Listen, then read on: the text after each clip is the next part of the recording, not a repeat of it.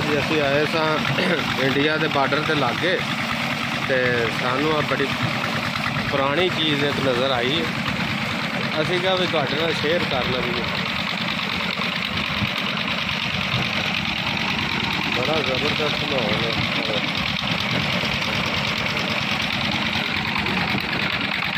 इधर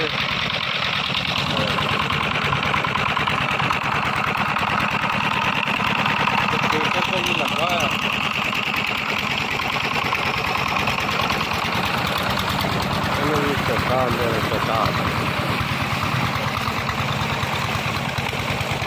देखो ना कदों खाड़ा नहीं ना खाड़े च पानी चुक के अगले खाड़े की बन गए।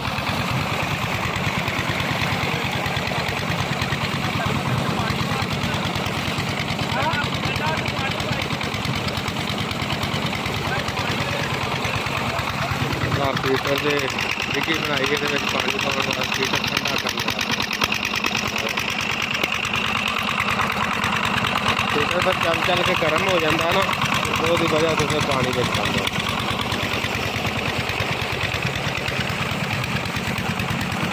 ये बिल्कुल इंडिया के बार्डर के नज़दीक ही है जिथे से आए था।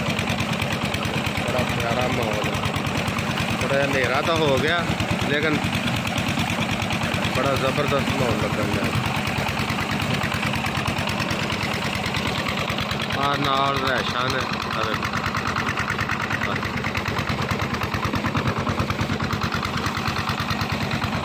बार्डर को तो बिल्कुल ही नज़दीक है।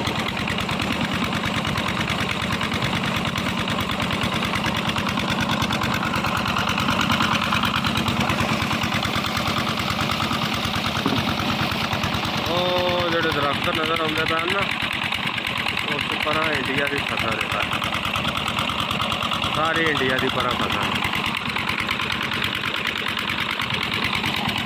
तो कमेंट च लाजमी दस्यो आ किवें दा सिस्टम लगा तुहानूं झट्टे वाला। वेखो बड़ा प्यारा सिस्टम सी है। पुराने वक्तां दा माहौल है ना सारा ही जिन्ना भी है। आ देखना खाड़ा बहुत नहीं है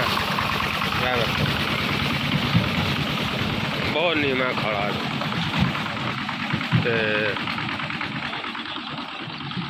आ वेखो अब कंडियाला जा तुरया फिरदा इत्थे। देखो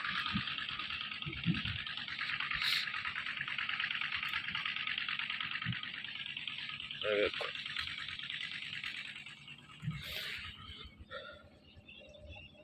इनू कंडियाला आंदे ने कंडियाला। देखो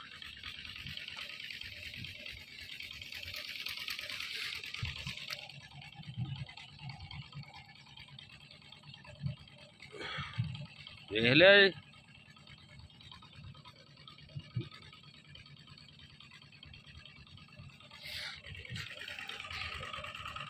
इंडिया के बार्डर के नाल एवें दी चीज़ां नज़र आउंदियां नहीं।